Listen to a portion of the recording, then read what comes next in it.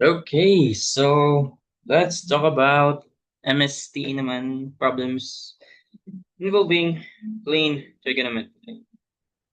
Where actually overlap na sila ng geometry. Pero ito talaga, trigo to kasi, triangle measurement, di ba? Trigonometry. Tama, di ba? Trigono, triangle. Symmetron, measurement. So, ayun, triangle measurement. So, kung papipiliin, kung walang overlap, so this one is sa trigo to. Okay? So, triangle ABC. Sige, draw natin. General muna. General tayo na triangle. Oh, scalene. Scalene. Okay na yung scalene. Scalene na obtuse.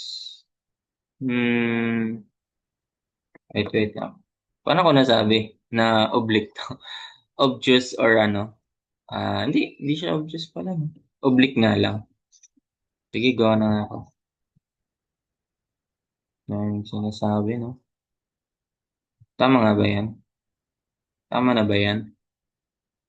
Okay, so at the triangle ABC, A daw is 45 degrees and si CI 70. Sige, gawin muna natin. So may triangle A tayo. Triangle ABC rather. Ayan. So pag magpapangalan ka ng triangle, okay lang naman kung pa-clockwise ka or counterclockwise kasi kung dito si B, dito si C, pares pa rin naman na ano. Pares lang din naman na magkatabi yung AB. Baga lagi silang may intersection.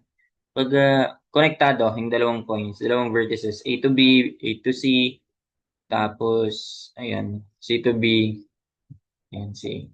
No? Sige, so in a triangle ABC, A is 45 degrees. Okay, may value to. May na lang natin lagyan na. Gawa tayo ng general na ano. General na tawag dito, triangle. So, pag may angle dyan, so ginagawa ko, yung katapat niyang side ay, yun din yung letter, pero lowercase lang. Ganun, para madali. Diba? Mas maganda kapag may, may, tawag ito? May mga palatandaan or legend, or may fix tayo na format kapag solving yan. Polygons, triangles, firstly. Tas yung B naman, yung katapat niya, pangalan din nating lowercase b para sa sides. Yung C naman, C. Ganyan. May angles ka. No? So, sige nga. Lagay nga muna natin yun kung applicable yan dito. Yung value na 45. Tapos yung CI 70 daw. So, ano to? Di ba? Ano lang naman yan? Ito, knowledge talaga sa plane geometry. Sum of interior angles ng triangle ay 180. So, ibawas mo lang yung 45, bawas mo yung 70. So, yun yung matitira. Tama ba? 45 ba yun? 70? O 65.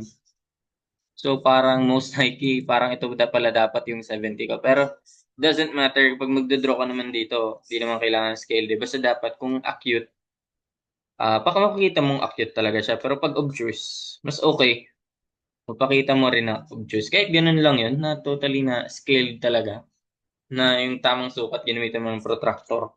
Okay na yan kasi sa board exam, hindi ka nga makapagdala ng ano dun eh. Ruler protractor, ang alam ko. Yung time ko, gusto ko magdala ng protractor, triangle, pang straighten. Nadala ko ba? Limot ko na. Hindi ko ata nagamit. Ayun, nasa envelope lang. Sige, 45, 70. So, ibig sabihin, 65 tong isa dito. 65 nga ba? No? 45 plus 70. May 180 minus yun. 65 degrees. So, ayun yung sabihin natin. Pero sa in general natin, pinapangalanan natin yung angle A, B, C. Okay?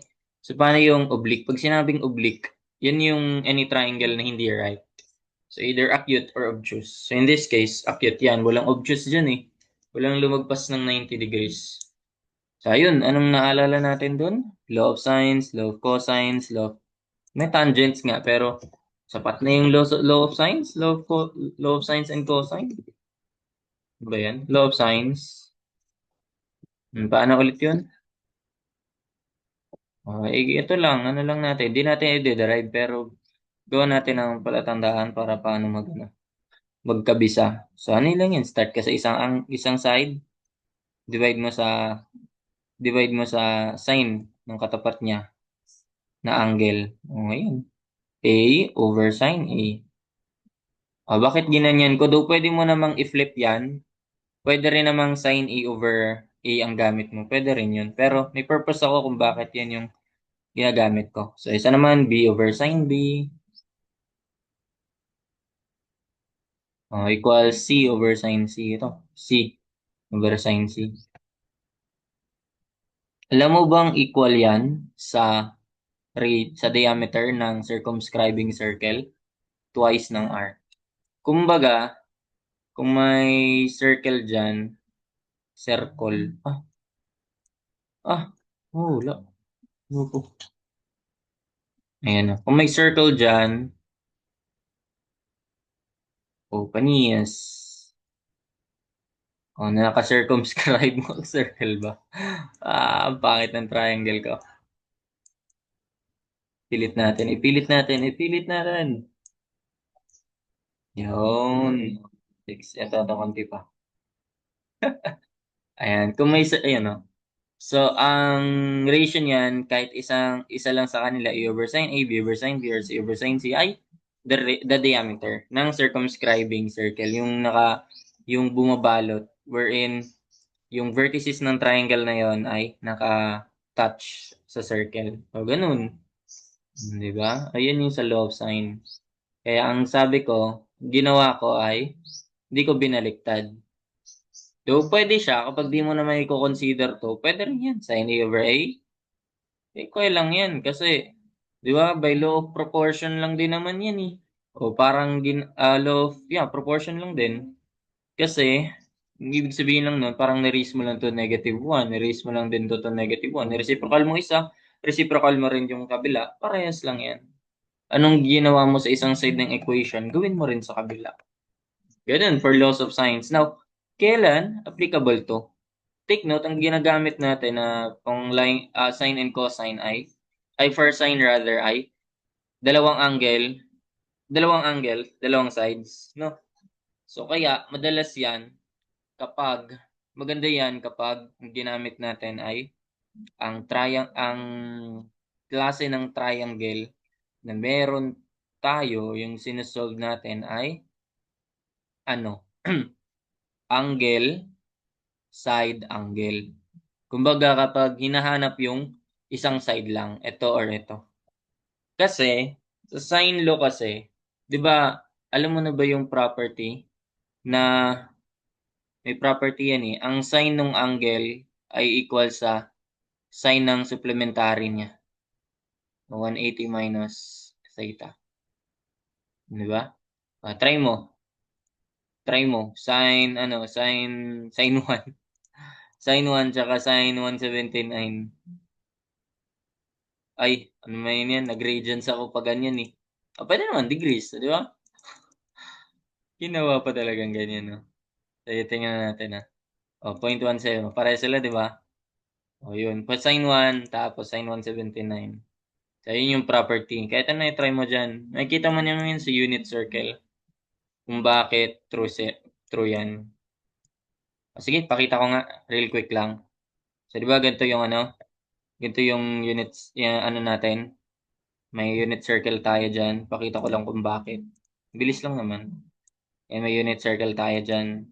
So, di ba, kung ito yung angle mo, ang supplementary niyan ay ito, bawas mo sa kanya. Parang i-flip mo lang to. No? I-flip mo lang siya. Ganyan. Ano ba yung sign? Di ba yan yung correspond sa Y? So, ayun. So, same sila ng Y. Di ba? Ayun. Kasi minirror lang nila yung isa't isa. Ganun. Kumbaga, same ang sign or same ang Y sa ano. Tama ba? Same ang sign ng dalawang points dito sa first and second quadrant. Ayun. Kumbaga 45 to. Tapos ito ilan? Ilan yun? 180 minus 130. 135? Tagal, no? Tama ba? 180 minus 45. Trust issue, wala. Ayun, 135. So, ayun. Oh, check mo ulit yan. Ginawa ko kanina. Pero ba balik yan? Sin 45. Ratio ko na lang sa sin 135. 1 lang yan. Pares lang yan sila. Ayun lang. Kaya may ambiguous case yung sin law. Dahil dyan, kaya hindi pinapayagan, parang iniiwasan na pag hinahanap yung angle. Maganda sa sin law kapag side yung hinahanap. Ganon. So, ayan, angle side angle ang maganda dyan. Kumbaga, angle, tapos bigay side, isang angle. Parang ganyan. Angle, side, angle. Or, ano pala dapat? Wait lang. Angle, angle, tapos isang side. Isang side sa kanila. Ito nakabigay dito, tapos ito yung hinahanap. Ganon. Pwede ring angle, side, angle, angle, side, tapos angle. Pero, mga kailang gamit kanyan. Ano ka. Pero kasi, ganito kasi yun. Kapag binigay na kasi yung dalawa, pag binigay na kasi yung dalawang angle, automatic parang angle, angle, angle na yun, di ba? Madali lang naman kasi kunin yung isang angle. 180 minus 180 minus sum lang nito. Baga supplementary lang ng sum niyan.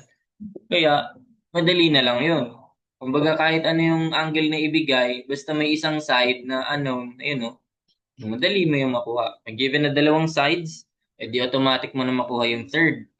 Given dalawang angle, automatic mo na makuha yung third angle. Di ba? 180 minus yung isang angle minus isang angle. Kahit alin yung ibigay na side dyan, kaya yan isolve. Yan yung maganda. Pag sa inyo, mabilis lang din kasi shortcut ang formula.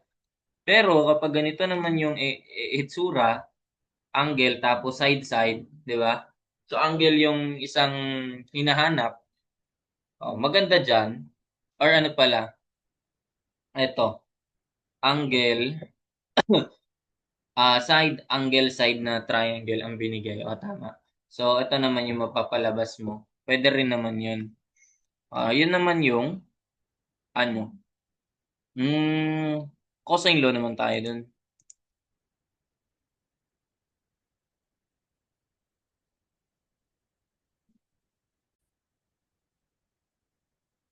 Ayun. Sa law of cosines naman, so that will be, ano naman, kapag binigyan ka ng triangle na, ay ba matanggal to? Pag binigyan ka naman ng triangle na side, naka-block. Hindi ko na naman ma-undo.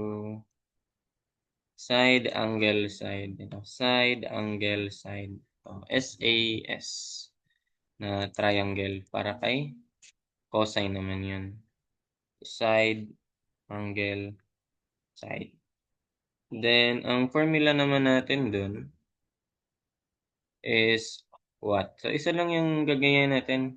Ito, para madali maintindihan. Alam naman siguro yung Pythagorean theorem, no? So, c squared equals a squared plus b squared. O, dyan ka mag-umpisa. C squared equals a squared plus b squared. Parang ganun. Ay, ito pala. Nakaano pala tayo, no? Naka-side. So, c squared equals a squared plus b squared. Ang gagawin mo lang, mabawas mo yung twice niyan, twice ng AB, and cosine, ang katapat ni C. Ganun. Diba? Ang dali lang naman kabisaduhin eh. Para sa ano naman, yung pag si ano naman ang hinahanap natin, si A at si B, ibaba ko na lang yun. Pag si A naman yung hinahanap, dali lang. A squared equals B squared plus C squared. Bawas ko na lang yung twice ng BC, then cosine A. Ganun. Diba? Ganyan lang naman yung cosine law. Yung tangent, kahit wag na yun. Parehas lang naman. Like, sine and cosine. Sapat na yan. Pag B squared, B naman, sa B squared ay A squared plus C squared. Parang ano lang, sum of the squares. ng other two legs lang yan. Tapos twice ng other two legs, product ng other two legs, then cosine yung sa katapat niyang angle. Di ba? So, anong gagamitin natin dyan? Ngayon yung tanong. Ano yung magandang gamitin dyan? Ang binigay ay the side opposite angle C is 40. Okay, i-read ko na lang din. So, ito yung opposite ni C ay 40 meters. So, what is the side opposite ng angle A? O, di maganda dito yung sine law. Diba? O, pag ganyan, sine law kasi given lahat ng angles, tapos, no, meron kang, ano yun? No, angle, side, angle. Ay, di ko na naman mando. Angle, side, angle. Kumbaga, ito, angle, tapos side, tapos angle. Diba? Kasi automatically naman, pag may binigay kang dalawang angle, parang bonus na yung third angle. Diba? Automatic mo naman makuha yun eh. O, edi, ano, sine long the best dyan, pag ganyan. So, pwede rin siya makuha by using cosine law. So, dito tayo. Again, ang hinahanap ay A. Ang ginagawa ko dyan is A over sine 45. Tapos equal sa, ano pa, 40 naman. Yan yung given eh.